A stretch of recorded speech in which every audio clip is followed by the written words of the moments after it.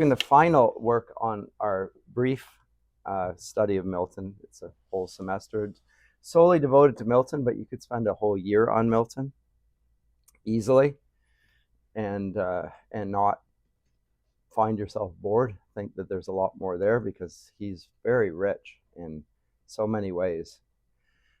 And even though you can see a consistency in vision in his writing all the way back from the first poem we looked at, the Nativity Ode,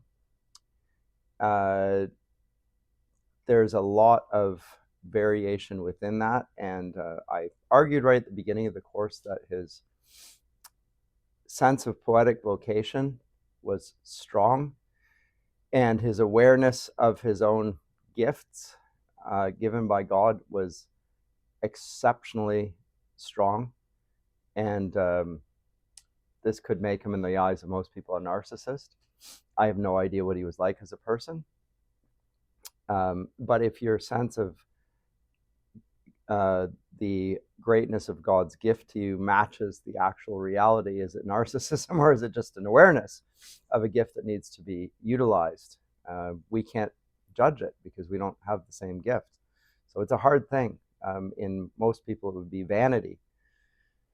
In his case, it seems rather just accurate, and therefore the question is, how do you wield your gift, and how do you regard it, and how do you regard yourself in relation to it in your vocation? And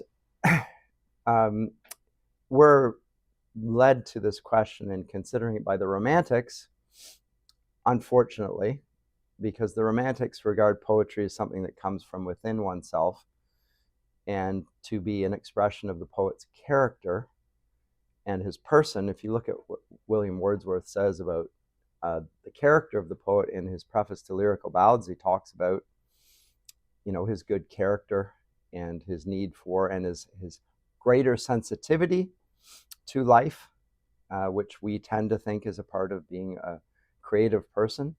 And I'm sure there's some truth in that. And of course, above all, he mentions the imagination, that primary faculty that the Romantics regard as the poetic gift. And with that, they lead us into their understanding of what the imagination is, which is the faculty of originality. And so therefore novelty is prized. And we particularly laud original geniuses. So we talk about childhood prodigies and so forth. This strange obsession with giftedness at a young age, not accomplishment in general, but as something that is associated with youth and one's origins. Origins is a part of that. So again, there's this fetish with the child in the Romantic turn on this, but that's not the classical understanding of the imagination. And Milton fits in with the classical understanding. The imagination is something that can be utilized properly by looking at God, in whose image we're made, and thinking God's thoughts after him. That's the proper use of the imagination. And we need that proper use of the imagination because sin distorts our view of the world and leads us to not even see straight, where it's as if we were blind. And misusing that imagination, that sin compromised view of life, which denies that God is the creator of all things and the orchestrator of all things and the source of all goodness and who deserves our praise and honor in all things, leads us to further delusions. And we saw that a little bit in Comus, A Mask. And we've seen that's a part, if you've studied any Shakespeare, that is the most common association with blindness, namely being in the forest or in the darkness, is that you become disoriented and lost, and you start imagining things that aren't there and terrified by your own imagination. So the imagination can lead you astray. The Romantics talk about that as well, but they still celebrate it. There's no wrong use of the imagination per se. So you can get a Byronic hero, and we can get the Frankenstein monster scenario.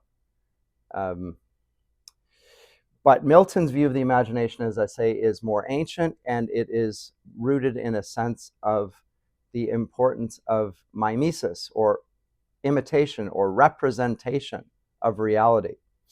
And in general, and this is a little bit of a oversimplification, but it's generally true, that prior to the Enlightenment and the Romantic period, the view of the imagination is, and of poetic representation, is we should be imitating reality. And the word for that in Greek is mimesis. Representation. We represent what's there. And then the question that is begged is, what do we mean by what is there? And what is there is not, and here's the further problem, what is there is not what our empirical organs, our senses, say is there. That's not what's there. Because our senses do not teach us anything about the invisible world. And yet the ancient world, the Greeks, the Romans, whatever culture you want to point to, and the Christian world will both say that there's an invisible reality.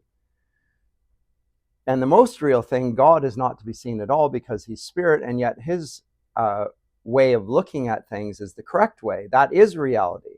And if we don't acknowledge that reality, we're living in an unreality. We were, as it were, blind.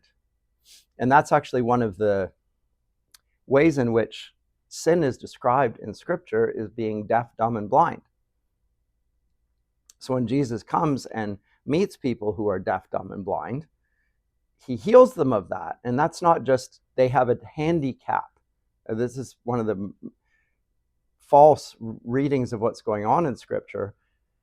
These people aren't handicapped. In our modern sense, they're lacking in ability. These are symptoms of sin. And Jesus calls the Pharisees themselves blind guides. And they are, even though they have sight, they are blind to the reality of who God is, because he's standing right in front of them. And they are blind to his grace and goodness. And they judge by the standards of the world. Even when they're reading the law, they misapply the law, they misread. And so when Milton comes in his final great work, Samson Agonistes, he must be thinking, I don't know what he's thinking, but in his final work, he's going to write a tragedy. He has not yet written a tragedy.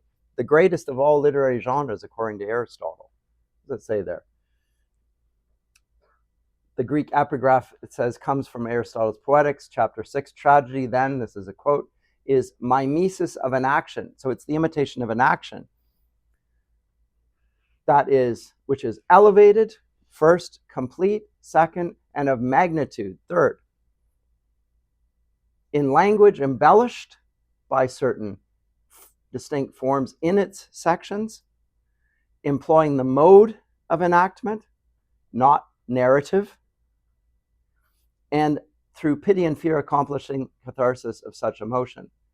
Now, these are considered prescriptive, and we will look at Aristotle's Poetics if you take the history of literary theory next semester, because what Aristotle says about tragedy is, I think, to some degree prescriptive.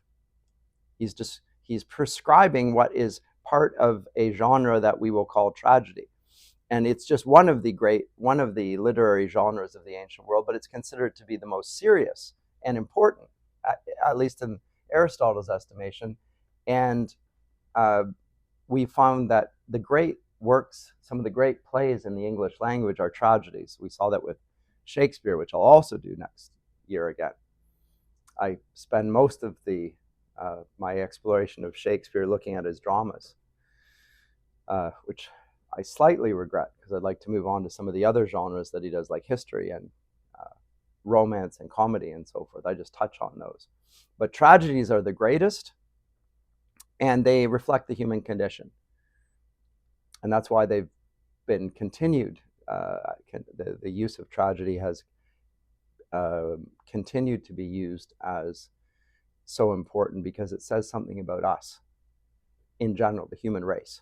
And that's a verdict that has transcended the Greco-Roman era. And what it is about the original, the great tragedy that Aristotle describes is none other than that of Oedipus Rex. Oedipus, who's blind in one sense, and yet there's a prophet who's literally blind. He can't see, and yet he has prophetic insight. He can see what Oedipus can't see.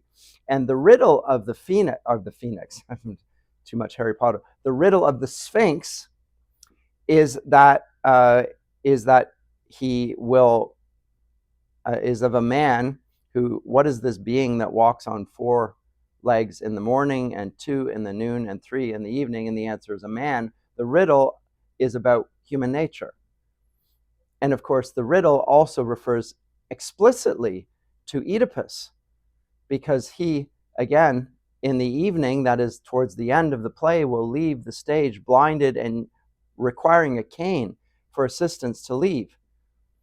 So all of that will be a man, but the man, Oedipus, reflects humanity, and he doesn't know himself. And that's another thing about the Delphic Oracle. The great injunction of the Delphic Oracle is to know thyself. And he doesn't know who he is. He doesn't know who his parents are. He doesn't understand that he is the curse that he's trying to eradicate, and he sees himself as a solution. Aristotle says that this tragedy is philosophic and says something profoundly important about humanity in the same way that philosophy does. So he doesn't just chosen a genre, but a articulation of a genre that's particularly philosophical and particularly illuminative of human nature. And so when Milton chooses this, his Samson Agonistes, it's interesting that he chooses Samson of all the other characters that he could have chosen. He chooses this one. And of course, the critics will observe, as everyone who reads it will know, oh, well, he's blind, Milton's blind, so he's talking about himself again. And that's very much of a Renaissance trope. It's all very self-centered, etc., etc. Because that's true of the Renaissance. There's a lot of self-portraits and awareness of oneself, and to some degree, there's a selfishness in the Renaissance, which is the product of sin. It's not wholly a Christian movement. It's a return to the self-absorption of the pagan era. But in Milton's case, it's not only about himself, it's about what true vision is, and also how God's power can work through human weakness. Right? And so when we looked at his little sonnet on his blindness, when I consider how my light is spent, ere half my days in this dark world and wide, and that one talent which is death to hide, lodged with me useless, the talent which if you don't use, God will curse you. You've buried your treasure. Though my soul more bent to serve therewith my Maker, and present my true account, lest he returning chide, doth God exact day labor, light denied, I fondly ask, but patience to prevent that murmur soon replies, God doth not need either man's work or his own gifts. Who best bears his mild yoke, they serve him best. His state is kingly. Thousands at his bidding speed, and post o'er land and ocean without rest. They also serve who only stand and wait. Now, of course, this is a sonnet on the occasion of his own blindness, but it's a reflection on something far greater than his own physical blindness. It's about on vocation and insight, and also the work of God. How is the work of God done? Is it done by Milton? Is it done by Cromwell and the Republic that is eventually going to fail with the death of Cromwell and the return of Charles II? Remember, that's the backdrop for Milton writing this, is the restoration of the monarchy and the return of, in Milton's view, a false form of religion. What do you think about this at the end of your life when you're under house arrest?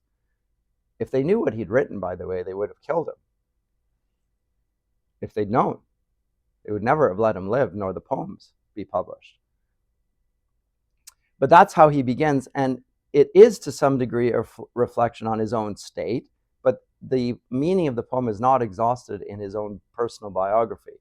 And the Romantics' mistake have misled us in thinking that everything is an expression of our own lives and our own feelings. Milton's reaching far more deeply into a common humanity, which is most fully and clearly articulated in the person work of Jesus Christ. That's what he's really grasping after.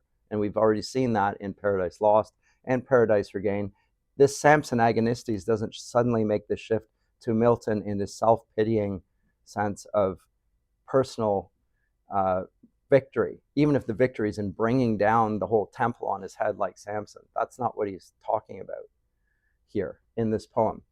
So it begins rather grandly. It is the form of the Greek tragedy, but he writes a closet drama, I should say, as well.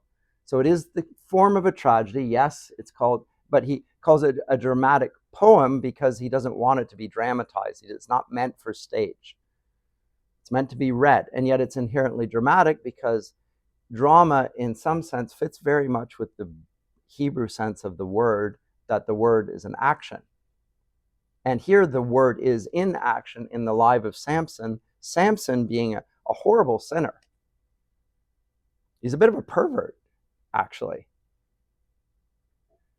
People, and this is really challenging for even Christian readers who want to see all the heroes of God's providence. We want to see exemplary Christian character in them, and when we look at them, we find there's a great deficit there. In some cases, a total contradiction. Samson is one of those.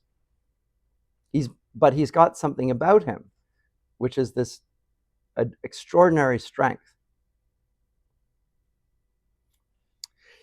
By the way, this idea of writing a tragedy, Milton had thought about in the 1640s.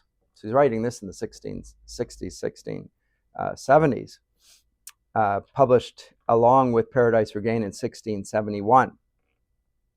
And most think it was written around the same time. But he was thinking about a tragedy back in the 1640s and initially thought about describing this not as Samson Agonistes, Samson the Champion, the fighter, the one in the agon, the struggle, and the victor there, but Samson Piersophoros, the firebrand. A lot like who? Frankenstein. Takes fire from the gods, right? The character of the Promethean type character. And the title that he chose suggests him, puts him in the guise of an athlete almost, or a warrior. And it leaves the possibility, the uncertain date, that it was an early work, began in the Civil War, in the midst of that fight and the struggle, and only completed here. We don't know. When I say we, I mean the critical community doesn't know exactly when it was done or when it was completed. We know it was completed, and it was published alongside Paradise Regained. But it's possible that it began earlier. He does write, as I say, that it's a dramatic poem rather than a drama. And he gives Samson attributes of many other figures, such as Job, to create a very complicated hero to deal with all sorts of theological issues. And he gives him thoughts that are probably more Milton's than Samson's, I think it's fair to say. So that, in that sense, is biographical, and in that sense, it's more theological. Samson doesn't seem to be a particularly complex or philosophical character, at least the one that we read in the book of Judges. Doesn't seem to be. As I say, he's a bit of a pervert. He does bizarre things, and yet God still uses him in a rather extraordinary way. So the story, and I'm not going to read this because it's just too long, of Samson is from Judges 13 to 16. Maybe I'll have it here so we can possibly refer to it. Birth of Samson. And why is this here? This cover. Anyway. Oh, it's because they want to show me this. There you go. I'll go back to this. And I do want to talk about Milton's discussion of tragedy here, because I think that is also pertinent here.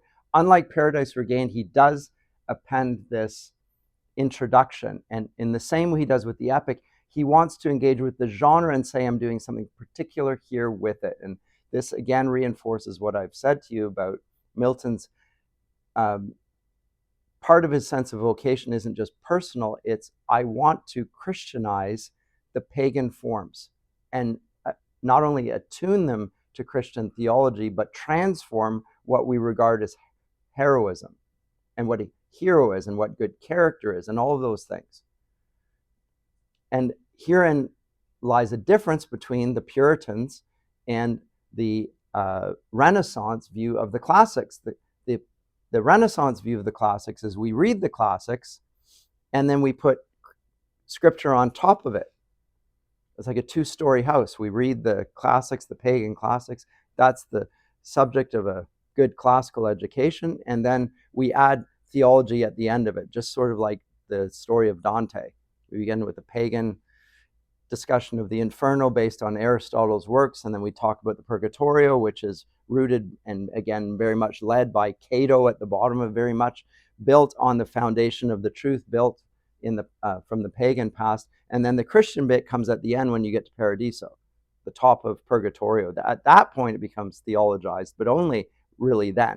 Whereas Milton is going to insist that the primary text, even in the ancient texts that are studied, is the Bible.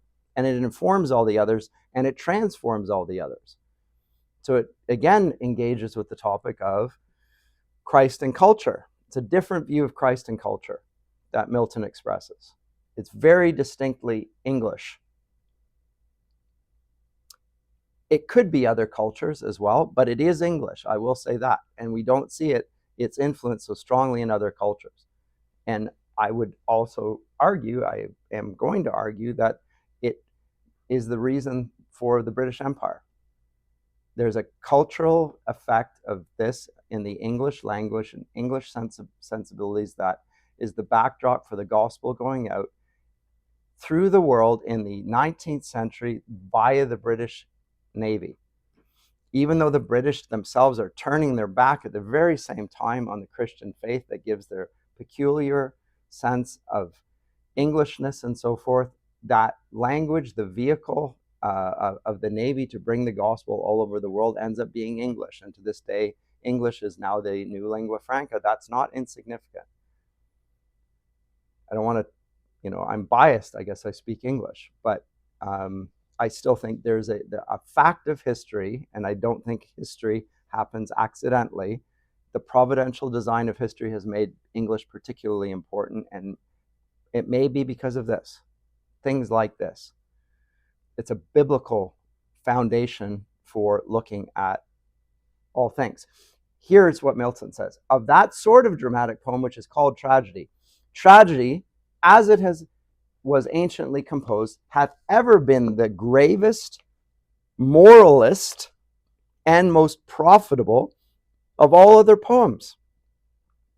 Therefore said by Aristotle to be of power by raising pity and fear, or terror, to purge the mind of those and such like passions, that is, to temper and reduce them to just measure with a kind of delight, stirred up by reading or seeing those passions well imitated. Nor is nature wanting in her own effects to make good his assertion, for so in physic things of melancholic hue and quality are used against melancholy, sour against sour, salt to remove salt humors. Hence philosophers and other gravest writers, as Cicero, Plutarch, and others, frequently cite out of tragic poets, both to adorn and illustrate their discourse. The Apostle Paul himself thought it not unworthy to insert a verse of Euripides into the text of Holy Scripture, 1 Corinthians 15:33. And Piraeus, commenting on the Revelation, divides the whole book as a tragedy into acts distinguished each by a chorus of heavenly harpings and song between. Therefore, so heretofore man in highest dignity have labored not a little to be thought able to compose a tragedy. Of that honor Dionysius, the elder, was no less ambitious than before of his attaining to the tyranny. Augustus Caesar, whose reign is the backdrop for the birth of our Lord Jesus, also began his Ajax, but unable to please his own judgment with what he had begun, left it unfinished. Seneca the philosopher is by some thought the author of those tragedies, at least the best of them, that go under that name. Gregory Nazianzen, a father of the church, thought it not unbeseeming the sanctity of his person to write a tragedy. This is very interesting. Does anyone even know that? One of the church fathers wrote a tragedy, which he entitled Christ Suffering.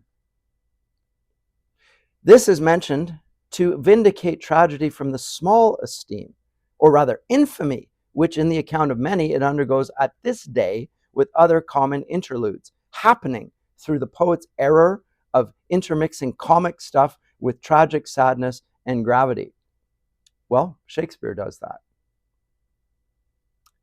There's a tragic comic element to Shakespeare's tragedies. He has the fool in there. There's always a comic relief there. He mixes it.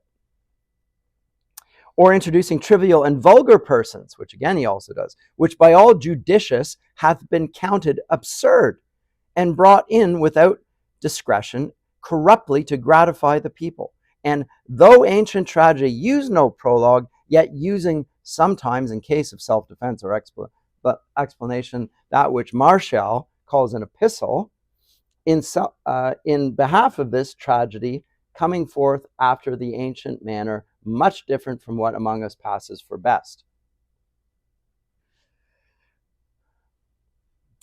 Problem from skipping back and forth. Thus much beforehand may be epistled. That chorus is here introduced after the Greek manner, not ancient, but modern, and still in use among the Italians, as Milton knows from having lived in Italy for a while.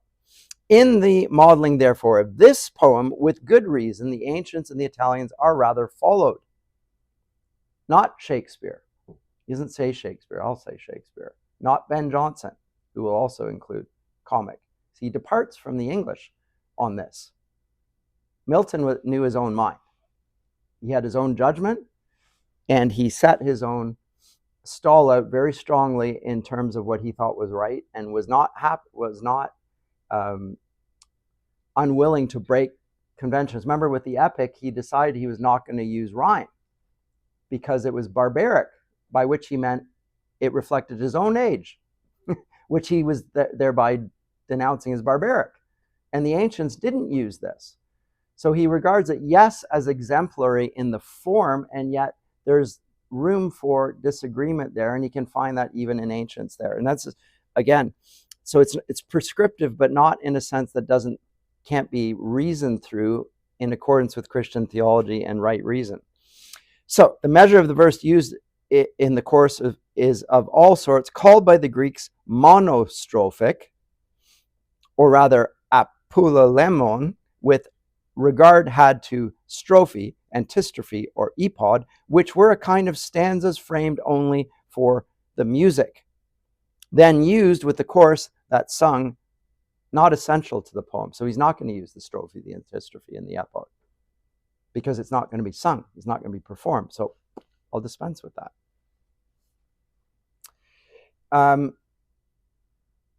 Or being divided into stanzas or pauses, they may be called aleastropha.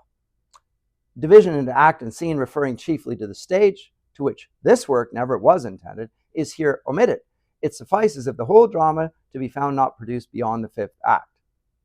Of the style and uniformity, and that commonly called the plot, whether intricate or explicit, which is nothing indeed but such economy or disposition of the fable as may stand best with verisimilitude and decorum, they only will best judge who are not unacquainted with Aeschylus, Sophocles, and Euripides, the three tragic poets unequaled yet by any, and the best rule to all who the whole drama begins and ends, or endeavor to write tragedy. The circumscription of time wherein the whole drama begins and ends is, according to ancient rule and best example, within the space of 24 hours. So he follows the rules, and he is happy to break the conventions.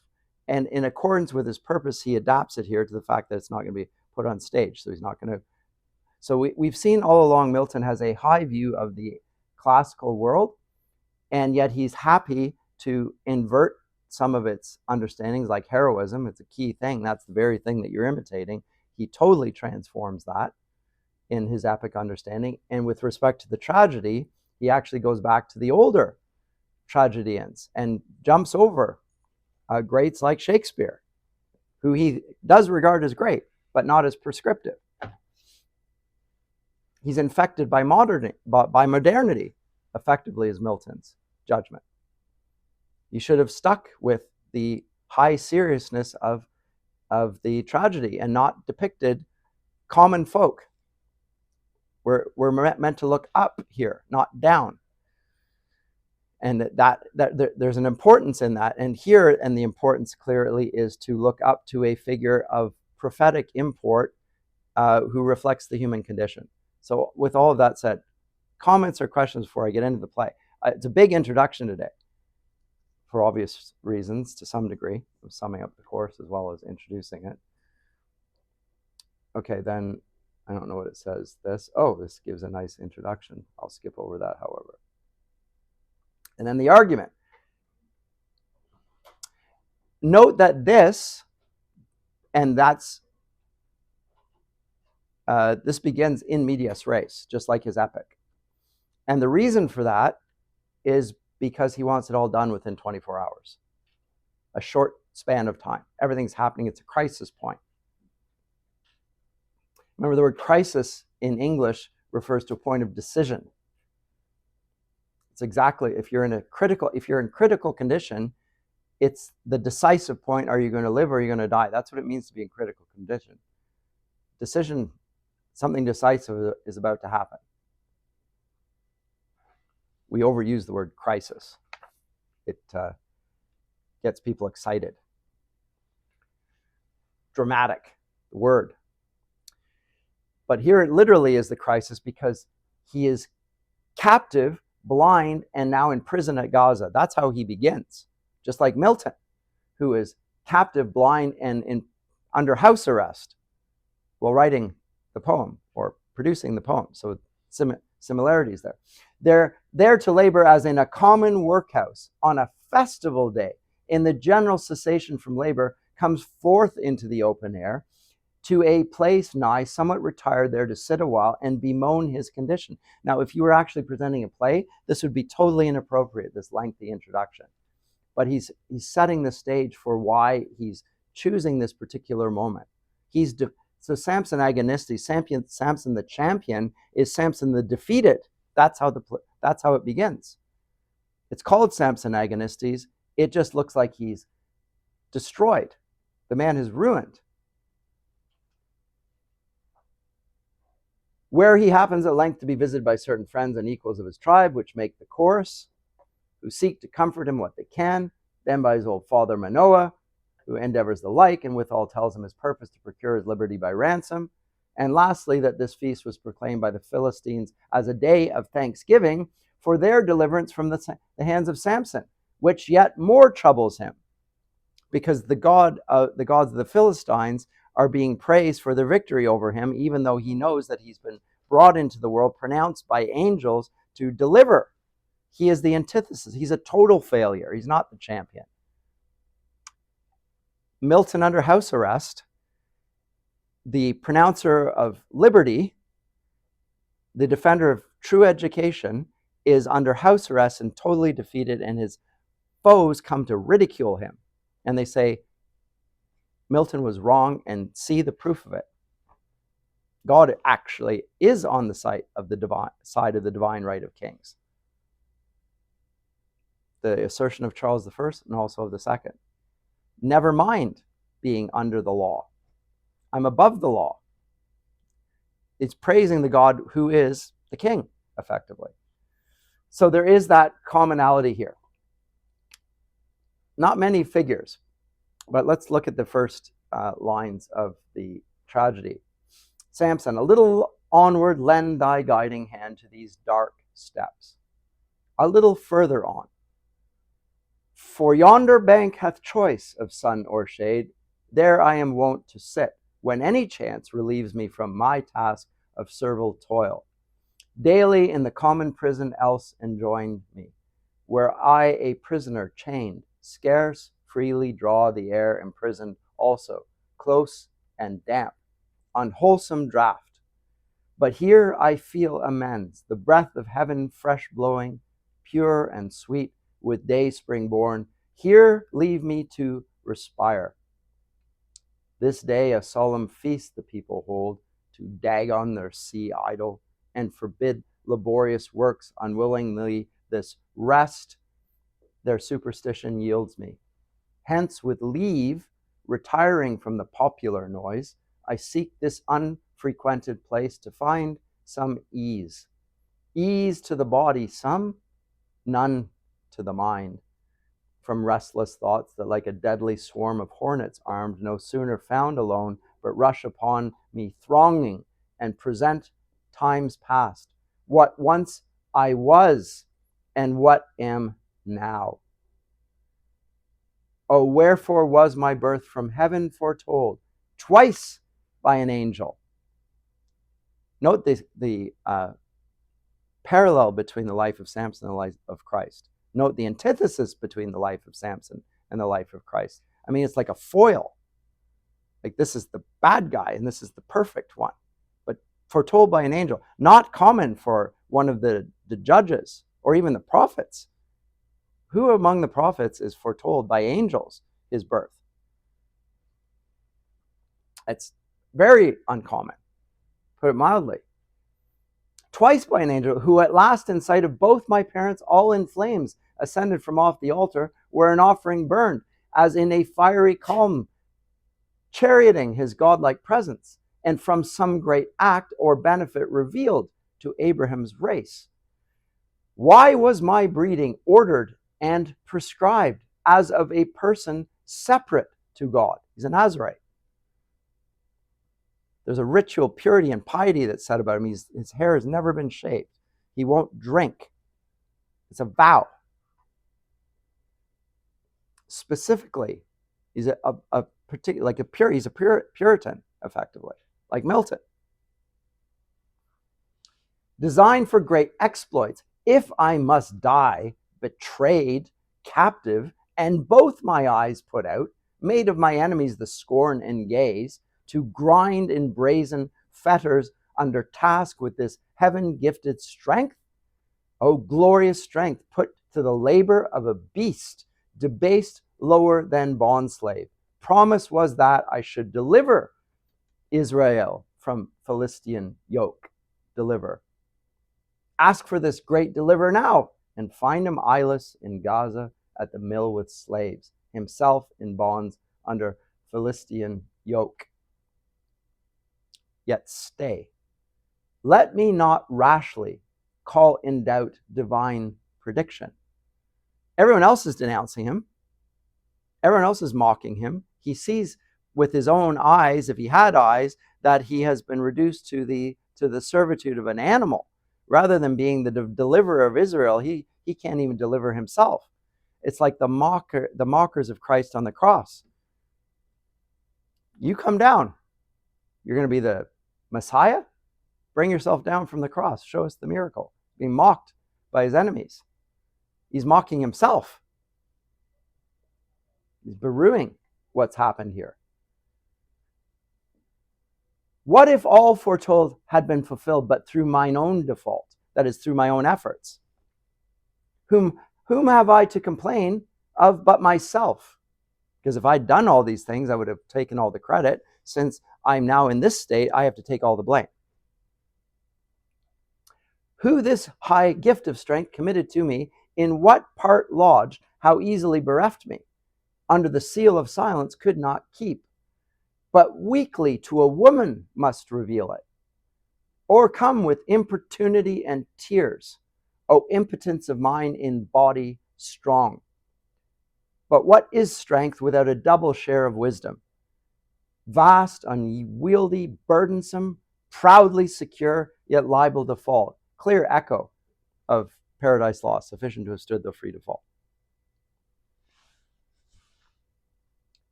What sort of strength is that I should fail so easily? Ensnared by a woman, and there's misogyny in his language here. clear misogyny. It's the woman's fault that I'm this way. Milton is not using his figure here to express his views. He's making us further deplore Samson for blaming anyone but himself. He's the pervert. He's the one who goes after, Philistine women rather than a Jewish woman and being a proper Israelite. Proudly secure, yet liable to fall by weak subtleties. Not made to rule, but to subserve where wisdom bears command. God, when he gave me strength to show withal how slight the gift was, that is physical strength, hung it in my hair.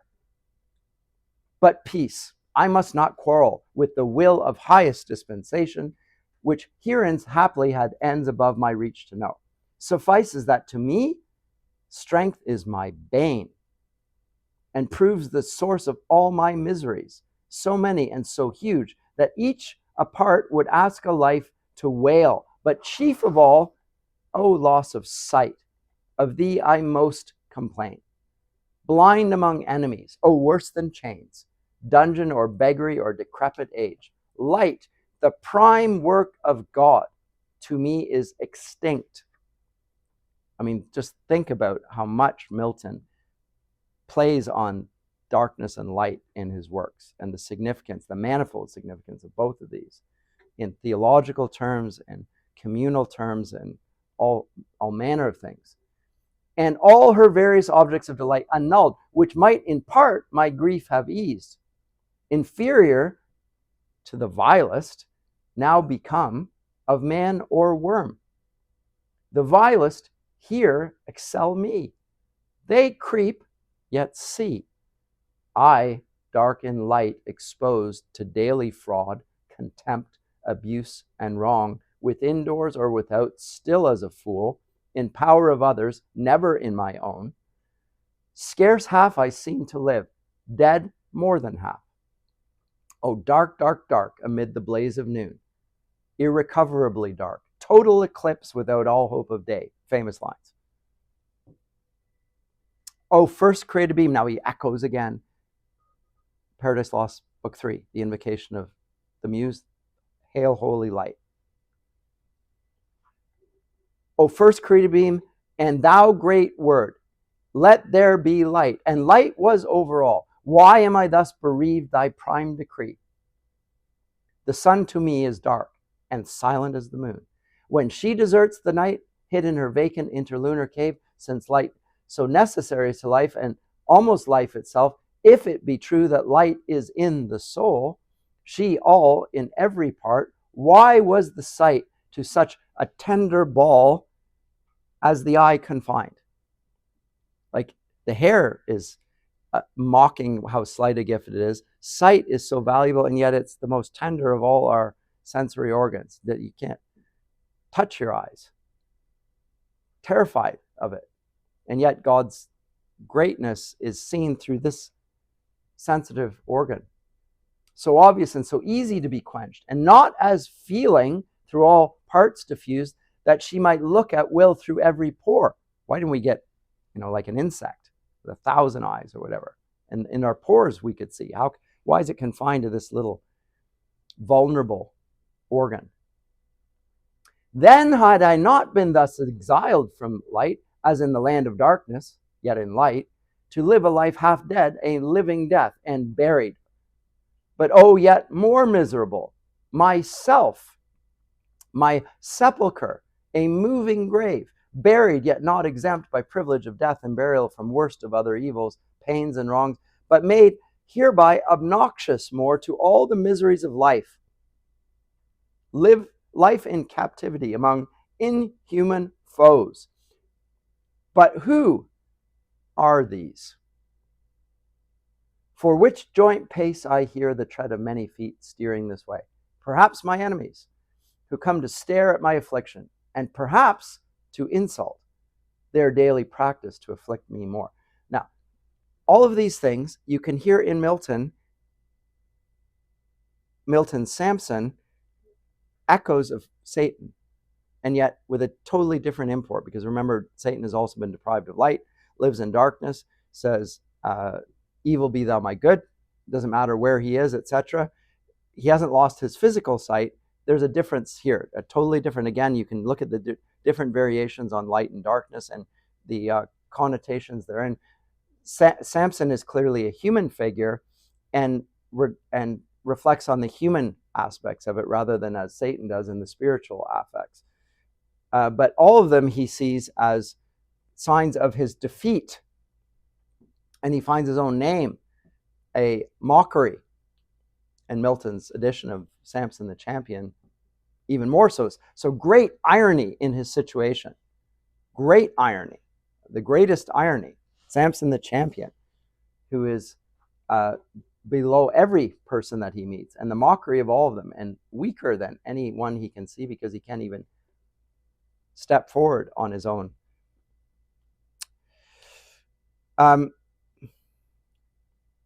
So one of the things that Milton is going to want to illustrate to us, and this is throughout his work here, is what lies behind the pride of Samson that led to this situation. First, I've already mentioned that he's a Nazarite. He is the prophesied deliverer of Israel, chosen by God through the instrument of an angel twice. There's a reason for pride, elevation, a sense of being one of the elect, not just one of the elect, but the elect among the elect. He's a deliverer. And these are positive aspects of pride, of a sense of elevation. It's a God ordained vocation. Secondly, as he hovers over the question of existence, as he does here in the opening lines, he always withdraws and accepts the will of God. And this is interesting, even at the outset. And this is, again, in the last 24 hours of his life. He is not a man that is making the wrong conclusions here. He's blaming himself. He's already on the path. And compare and contrast him with Oedipus then. I mean, Oedipus there's no victory in Oedipus. There's just defeat. He leaves the stage. A symbol of something. That's not the case here. We know how this story is going to end, with the defeat of his enemies. And yet there are similarities between Oedipus and him. But the significant difference, or the primary difference, is that Samson blames himself for his situation, not the gods, and also regards whatever God said is what is going to determine the outcome. In other words, he trusts God's word, even, or rather, not even at the end. Finally, he trusts God's word because he's been bereft of everything else, including his sight and his strength. And his strength was the very thing that God gave him to destroy the Philistines. And he no longer has that, because with the loss of his hair, he's lost his strength. And now he is weaker than any man because he can't even see. And yet he accepts, even in this introductory sort of an existential reflection, that he has sinned, and the whole matter of the liberty of Israel and the failure therein lies on his shoulders and his alone. And he, throughout this introductory speech, which is important, I think, he realizes that his strength comes from God and was not lodged in the hair. The hair was accidental, almost incidental, didn't really matter. Although we see the growing back of the hair, it's an anticipation of what God's about to do. Yep, there's a little hair there. Yes, it's not the long locks that he had before, but guess what? He's got a little, like me. There's a little fringe here that's popping up. He's not completely shaved. And so Samson's sense of guilt here is very much like Adam's in Paradise Lost, when he accepts that he's at fault and he is turning to God here. So he is right, just like in Paradise Lost, and he's exemplary for us. He's the object of mimesis. He recognizes where in truth strength lies, and it's not in our physical prowess.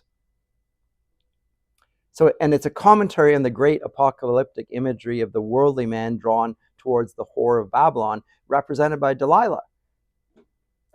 So I talked about this sort of the misogynistic aspect of that, but there's an apocalyptic aspect of that, wherein the battle, the great battle in Revelation is between a bride and a whore. And Samson's been whoring. He loves the whores. He himself has become prostituted. I know it's vulgar, offensive language, but that's scriptural language. He's been unfaithful. He's blaming the woman. The woman here, the prostitute, is being the prostitute, but he chased after the prostitutes. He's been unwise. Look at Proverbs. There's Lady Wisdom, and then there's the adulterous woman that's trying to lure him away. Well, he's gone after her. So it's wholly his fault. He's blaming the woman for what he also, in the end, blames himself for. So there's that apocalyptic dimension here that transcends the experience of Samson himself here. And so he learns, and clearly must learn, and in a sense, he is almost a representation of Israel here, of the whole of Israel and the whole of Israelite history, that it won't be through this nation that God's deliverance will come, even though their deliverer will come from that nation. The deliverance will not come through that nation or its strength, because it prostitutes itself, as the prophets repeatedly describe, and most strongly in the book of Hosea, where God describes to Hosea what it's like to be him by saying, marry a prostitute. Now you know what it's like to be me. Same sort of thing in Ezekiel 16, the allegory of unfaithful Jerusalem. Read that. Have you ever read Ezekiel 16, allegory of unfaithful Jerusalem? It's the exact same sort of thing, although there it talks about the birth of the nation and so forth. Anyway, so Samson has to learn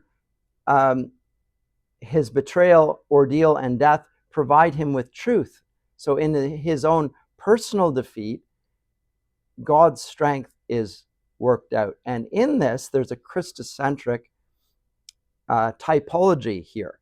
Samson is a type, and Christ is the antitype. So Samson is the promise of a deliverance through God's strength, through a failed nation and a failed man, who's a type, nonetheless, of a deliverer that will be sent by God and act in holiness and obedience to God, in the same way that we see in Paradise Lost. So Christ will be the Adam that Adam was not, the second Adam that. So he realizes in his lamentable state that although he has no light and he has no liberty, he has compensation for that loss. He has internal light. And he has internal liberty, just like in Paradise Lost. Right? Even though you're going to be cast out from Eden, you will have a paradise within, happy or far. And the light which you are being cast out of, this place of perfection, will be compensated by a sense of liberty, because you're being led by God. You're freed from the restraint of sin. And so he realizes not only that he has an internal light and that he has an internal liberty, but also that we are all Samson in the sense. And the course is going to state that. And let me come to this right now. And because they will universalize the state of Samson. The course is very wise here. So let me come to the words of the chorus here. This is he. Softly a while. Let us not break in upon him, or change. Oh, change beyond report, thought, or belief. See how he lies at random, carelessly diffused, with languished head unpropped, as one past hope, abandoned, and by himself given over, in slavish habit, ill-fitted weeds, o'erworn and soiled. Or do my eyes misrepresent? Can this be he, that heroic, that renowned, irresistible Samson, whom unarmed no strength of man or fiercest wild beast could withstand, who tore the lion as the lion tears the kid, ran on embattled armies clad in iron, and weaponless himself, made arms ridiculous, Useless the forgery of brazen shield and spear, the hammered cuirass, Calabian tempered steel, and frock of mail adamantine proof. But safest he stood aloof. He's like David. David comes against Goliath with what? No sword, no shield, no armor, a little sling and 5 smooth stones. 5, counted 5. Why 5? He only throws 1, but the 5 smooth stones, the 5 wounds of Christ. Sure. It's lots of like anticipations of what's happening here. Just like in this, the weakness of the man that God chooses to exhibit his strength is an anticipation of the weakness of the Christ in whom he will exhibit his strength. Repeated. Remember, Saul was from the tribe of Benjamin, and the least of the subsections of the tribe of Benjamin. Even though he was a tall man, he was a nobody, the smallest tribe in all of Israel. David, likewise, he's the last of the 7 sons. Doesn't even get mentioned. He doesn't even get brought to the battlefield. That's how God characteristically works. Chooses the vessels of weakness by the world's sight because he sees something within David. Again, these are strong Christian emphases that you don't see in pagan epics, in pagan thought at all, which still looks to your Alexanders. There's greatness, there's strength, or your Achilles, or your Odysseus. These are reputed by all. All will praise these men, these heroes. But there is a heroism which is unacclaimed that Milton acclaims. But safest he who stood aloof, when insupportably his foot advanced in scorn of their proud arms and warlike tools, spurned them to death by troops. The bold Ascalonite fled from his lion ramp. Old warriors turned their plated backs under his heel, or groveling, soiled their crested helmets in the dust. Then with what trivial weapon came to hand? The jaw of a dead ass. He chooses the most ridiculous thing to beat them down. Not a forged weapon. He takes a donkey's jawbone to beat them. And again, it's metaphorical, the implements he uses here. His sword of bone.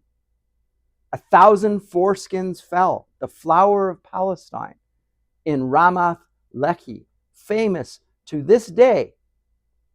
Then by main force pulled up, and on his shoulders bore the gates of Azza, post and massy bar up to the hill of Hebron, seat of giants old, nor journey of a Sabbath day.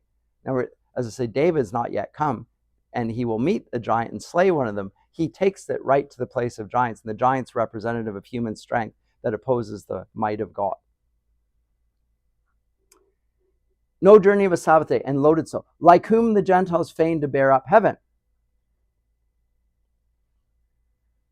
Which shall I first bewail? Thy bondage or lost sight? Prison within prison inseparably dark. Thou art become, O worst imprisonment, the dungeon of thyself. It's a great phrase. Thy soul, which men enjoying sight oft without cause complain, imprisoned now indeed, in real darkness of the body dwells, shut up from outward light, to incorporate with gloomy night. For inward light, alas, puts forth no visual beam. No, O mirror of our fickle. So here's the application of Samson's state and his lamentable state to humanity's state. Here's where the chorus theologizes and philosophizes and applies it to the audience. O mirror of our fickle state, since man on earth unparalleled, the rarer thy example stands, by how much from the top of wondrous glory, strongest of mortal men, to lowest pitch of abject fortune thou art fallen. For him I reckon, not in high estate, whom long descent of birth or the sphere of fortune raises, but thee, whose strength, while virtue was her mate, might have subdued the earth, universally crowned with highest praises.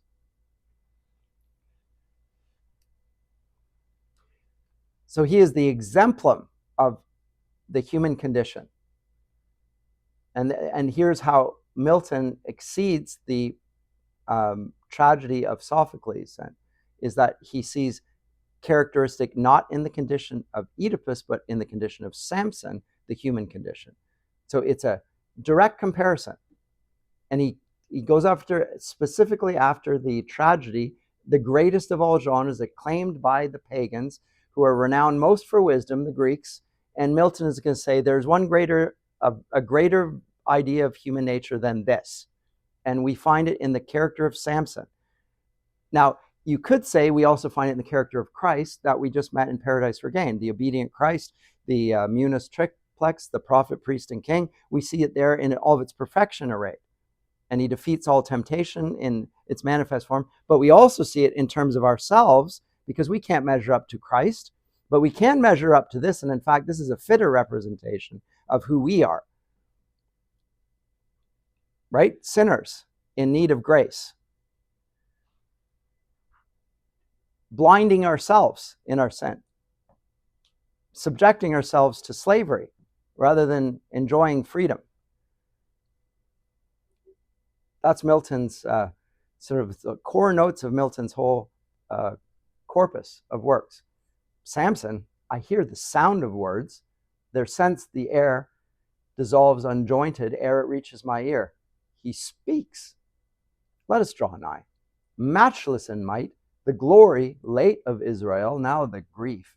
We come thy friends and neighbors not unknown, from Eshtaol and Zorah's fruitful vale, to visit or bewail thee, or if better, counsel or consolation we may bring. Salve to thy sores. Apt words have power to assuage the tumors of a troubled mind, and are as balm to festered wounds. Your coming friends revise me, for I learn now of my own experience, not by talk, how counterfeit a coin they are who friends bear in their superscription. Of the most I would be understood. So friends on the surface, as if you could read it off the face of a coin. False friends, friends in appearance only. In prosperous days they swarm, but in adverse withdraw their head. Not to be found, though sought. Ye see, O friends, how many evils have enclosed me round. Yet that which was the worst now least afflicts me, blindness. For had I sight, confused with shame, how could I once look up or heave the head, who like a foolish pilot have shipwrecked my vessel trusted to me from above, gloriously rigged, and for a word, a tear, fool, have divulged the secret gift of God to a deceitful woman. Tell me, friends, am I not sung and proverbed for a fool in every street? Do they not say, how well are come upon him his deserts? Yet why? Immeasurable strength they might behold in me, of wisdom nothing more than mean. This with the other should at least have paired. These two proportioned ill drove me transverse. So why was he, in his own judgment, based on what he's just said, punished for in the state that he's in right now? How come? And if he'd had his sight still, what would what has he lacked? Wisdom. He's lacked wisdom. And so the praise would have been given to strength, an earthly attribute, one praised by men, rather than wisdom, which comes from above. So it's fitter that he should be deprived of the gift of strength that he's been given. He's actually a better implement to manifest God's gracious ways by being blinded and by being enslaved, because the deliverance will come from above, not from this man. In a sense, he's a negative example of, just like Achilles, the great Achilles, who is great. If we ever met Achilles, we would think he was the greatest man we ever met. Quite convinced of that. You would be in awe of him. He's perfect in his speech. If you read the Iliad, he's not just some brute that beats everybody. His speeches are magnificent. He has discernment. He is proud, and rightly so. He won't bow the knee to Agamemnon, the leader, the politician. He despises the politician with his compromises. Here's a man committed to virtue. He's a virtuous man. Don't think of him as he's often portrayed in Christian studies as, he's immoral and so forth. I don't think that's the intention of Homer to portray him. He threatens the gods themselves with his virtue. He was the example for Alexander the Great. Slept with the Iliad under his pillow.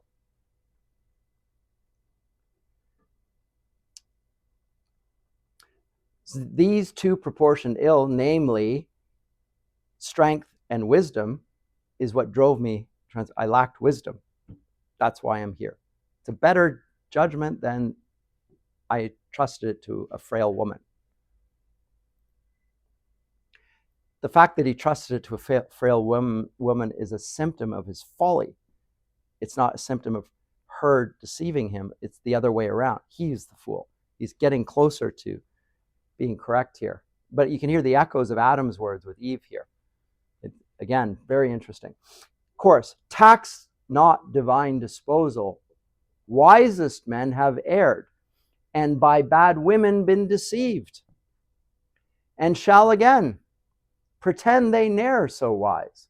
Deject not so overmuch thyself, who hast of sorrow thy full load besides.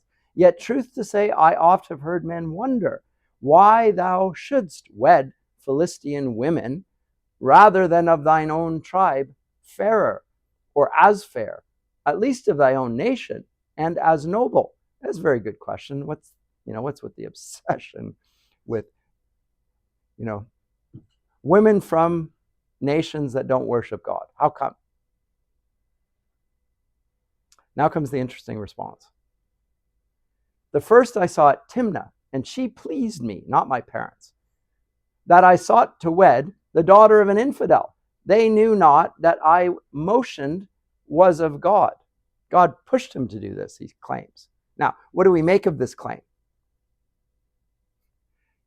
Christians, you're not supposed to be unequally yoked. Don't marry an unbeliever. He's being pushed to marry an unbeliever by God. Okay, well, everyone else is going to say, sure, yeah, right.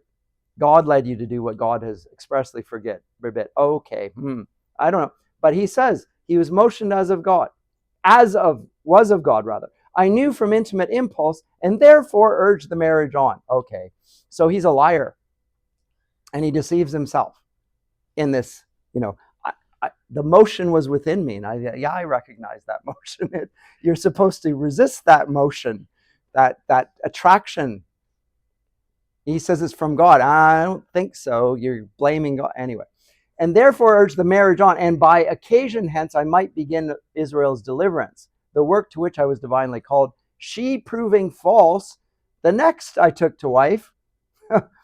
Oh, that I never had fond wish too late, was in the vale of Sorek, Delilah, that specious monster, my accomplished snare. I thought it lawful from my former act. Well, I've already disregarded that, so I can do it again because God led me there. So it must be the right thing to do a second time. And the same end, still watching to oppress Israel's oppressor, of what now I suffer. She was not the prime cause, but I myself. Okay, so now he gets to it. There's a change. He's become more wise. At first he thought that God led me to do this. How many Christians have I heard justify their sin after the fact?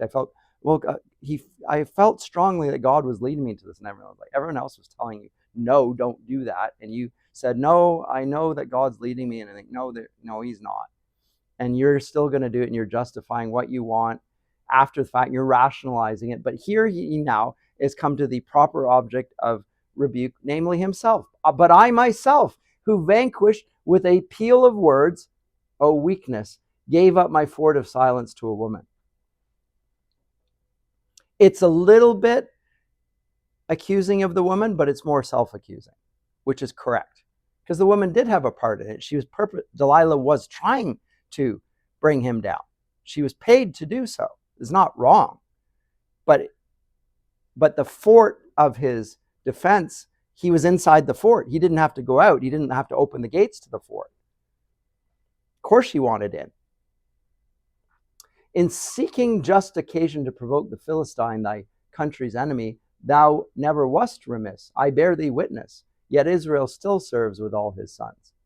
So what you get in this, and I'll pause here for a break, in this is a growing sense of how God is going to call him to defeat his enemies. He's mistaken how it's to be exercised. He knows that he's been called. He has no doubt in that. He has no doubt in God. He has doubt in his own wisdom to discern how to enact God's call to be the deliverer of Israel, announced by angels. How do I do this? Well, you're supposed to destroy the Philistines. Well, here's how I'm going to do that. He's misled himself. Now he has no means of guiding himself. And yet our God's promise is going to lie unfulfilled. And he has confidence. He has faith that they will not be. And that's interesting. It's in reflection on his own failure that he points to the means of success. I'll leave off there and we'll take a break and we'll come back and we'll conclude this though. Yeah, I realize.